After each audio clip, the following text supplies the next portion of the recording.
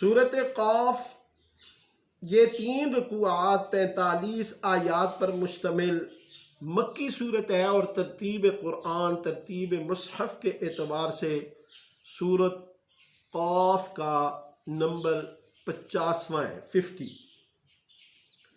پہلی آیت ہی میں قاف کا لفظ ہے، اسی نسبت سے اس سورت کو سورت قاف کہتے ہیں۔ اس سورت میں مختلف انداز میں، زبردست انداز میں جزا و سزا روز محشر کا ذکر کیا گیا ہے۔ سب سے پہلے اللہ رب العزت نے قرآن کا ذکر کیا، فرمایا قاف والقرآن المجید بل عجبوا ان جاءهم منذر منهم فقال الكافرون هذا شیء عجیب۔ قرآن مجید کی قسم کہ ان کافروں نے کسی معقول دلیل کی بنیاد پر آپ کا انکار نہیں کیا، بلکہ ان کو تعجب ہوا ہے کہ ان میں سے ہی ایک ڈرانے والا کیسے پیدا ہو گیا۔ یہ کہتے تھے کہ مرنے کے بعد زندہ ہونا ایک دور کی بات ہے، یہ قیامت کے منکر ہیں۔ دیکھیں ہم نے ان کے اوپر آسمان کو کیسا خوش نما بنایا، اس میں کسی قسم کا کوئی عیب کجی رکھنا نہیں ہے۔ زمین کتنی خوبصورت بچھائی، پہاڑ کھڑے کیے، خوشنما نباتات پیدا کیے، آسمان سے پانی برسایا، پھر اس پانی کی برکت تو دیکھو، اس سے پھل، غذائیں، اناج، سبزیاں، فصلیں پیدا کیں۔ اور ان سے پہلے یہ تمام مثالیں کہ جس طرح مردہ زمین کو ہم زندگی بخشتے ہیں، ایسے ہی مردوں کو زندہ کر لیں گے۔ جو لوگ دوبارہ زندگی کے منکر ہیں، انہیں اللہ رب العزت نے یہ مثالیں دے کر سمجھائیں کہ ہم مردوں کو زندہ کریں گے۔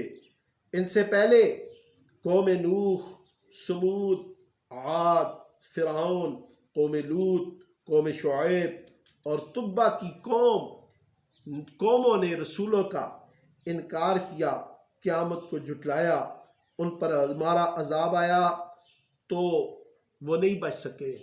اور آج کے یہ منکر، مشرک اور کافر، جب ان پر ہمارا عذاب آئے گا تو یہ کیسے مقابلہ کر سکیں گے؟ یہ بھی مقابلہ نہیں کر سکتے۔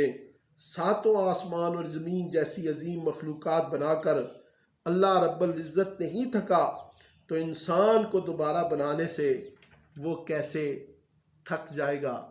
افا عینا بالخلق الاول بل ہم فی لبس من خلق جدید۔ سورہ قاف کے دوسرے رکوع میں اللہ رب العزت نے فرمایا وَلَقَدْ خَلَقْنَا الْإِنسَانَ وَنَعْلَمُ مَا تُوَسْوِسُ بِهِ نَفْسُهُ وَنَحْنُ أَقْرَبُ إِلَيْهِ مِنْ حَبْلِ الْوَرِيدِ۔ ہم نے انسان کو پیدا کیا اور اس کو کھلا ہی نہیں چھوڑ دیا، بلکہ اس کا ایک ایک چیز کا ریکارڈ ہمارے پاس موجود ہے۔ ہم نے انسان کو پیدا کیا، ہم اس کے دل میں ابھرنے والے وسوسوں سے بھی پوری طرح باخبر ہیں۔ ہم اس کی شہ رگ سے زیادہ قریب ہیں۔ ہمارے 2 لکھنے والے کرامن کاتبین دائیں اور بائیں بیٹھے ہیں، اس کا ہر عمل لکھ رہے ہیں۔ کوئی لفظ زبان سے جب کوئی نکالتا ہے تو یہ اس کو محفوظ کر لیتے ہیں۔ پھر ایک روز ان پر موت آئے گی اور ہر شخص کو اپنے اس نامہ اعمال کے سامنے حساب اور کتاب کے لیے پیش کیا جائے گا، اور ہر ضدی کافر، ناشکرا، مال میں بخل کرنے والا، شک میں گرفتار جہنم میں پھینک دیا جائے گا۔ وہ تمام کے تمام اسی جہنم ہی کے لائق ہیں، اور یہ اللہ رب العزت کا فیصلہ ہے۔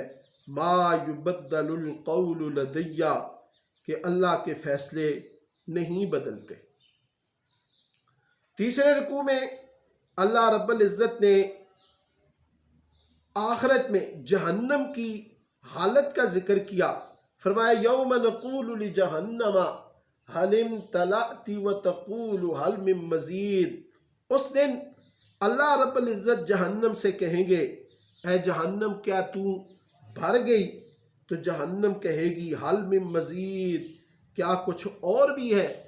اللہ کے نافرمانوں پر جہنم کو بھی سخت غصہ ہوگا۔ پھر اللہ رب العزت نے پرہیزگاروں کا ذکر کیا کہ جنت پرہیزگاروں کے قریب ہوگی جنہوں نے اپنے رب کو بن دیکھے اس کی اطاعت کی، ڈرتے رہے اور قلب سلیم لے کر اللہ کے حضور حاضر ہوئے۔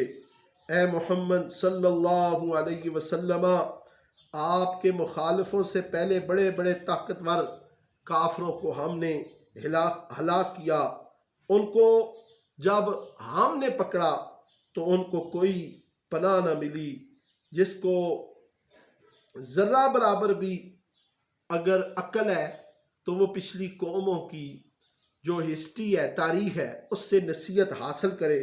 ہم نے آسمان و زمین کو کچھ ادوار میں پیدا کیا، ہمیں کوئی تھکاوٹ نہیں ہوئی۔ اے حبیب، آپ ان کی بیہودہ باتوں پر صبر کریں۔ فاصبر علی ما یقولون، اور فجر اور عصر کو اللہ کی تسبیح میں مشغول رہیں۔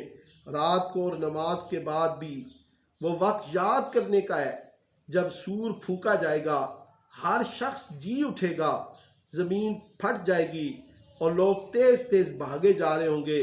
ہم خوب جانتے ہیں جو وہ کہتے ہیں، نحن اعلم بما یقولون وما انت علیہم بجبار۔ ہم خوب جانتے ہیں جو وہ کہتے ہیں، آپ ان پر جبر کرنے والے نہیں۔